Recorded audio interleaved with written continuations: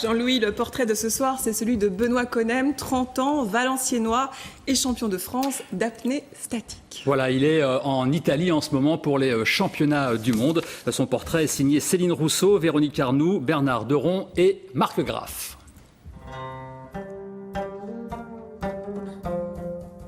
Un mélange de sophrologie, de yoga, des exercices de respiration dans son jardin, c'est la base de travail de Benoît Conem.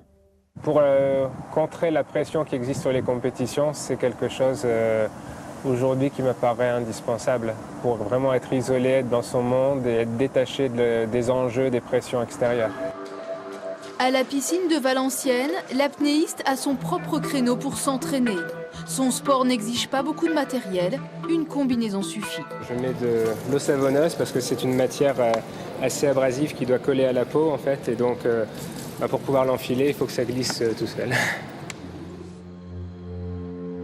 Car sous l'eau, Benoît doit se protéger du froid. Il ne va pas bouger pendant plus de 7 minutes. On appelle ça l'apnée statique. Il est champion de France de la discipline.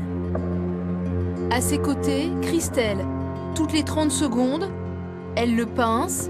Il lui répond en tournant le pouce pour la rassurer. Des codes, une procédure. Le record de Benoît s'établit à 8 minutes 14. I'm okay. À l'entraînement, ce sera 7 minutes 26.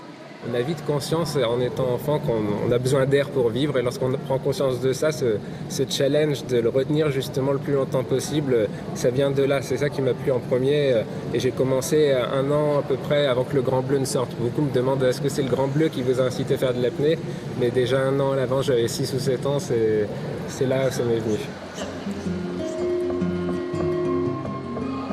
Il m'impressionne beaucoup, je suis très admirative de ce qu'il fait. C'est quelqu'un de très courageux, de très persévérant. Ouais.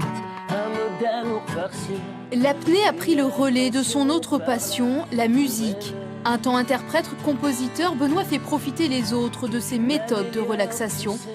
Avec son palmarès, il est devenu consultant en gestion du stress. Il encadre aussi la prometteuse France Gaëlle qui rêve d'un premier podium en apnée dynamique. Ensemble, ils représentent le Nord-Pas-de-Calais au championnat du monde. Sur un championnat du monde comme celui-là, on sera à peu près, il y aura les 100 meilleurs mondiaux qui seront là. Donc ça reste quand même une compétition assez relevée, c'est normal, puisque championnat du monde, ce serait dommage que ce ne soit pas les top niveaux. Un sport extrême. En 2007 à Dunkerque, avec le champion du monde de la discipline Stéphane Missud en face de lui, Benoît faisait ses premiers résultats. 5 ans plus tard, c'est en Italie qu'il aimerait titiller les plus grands.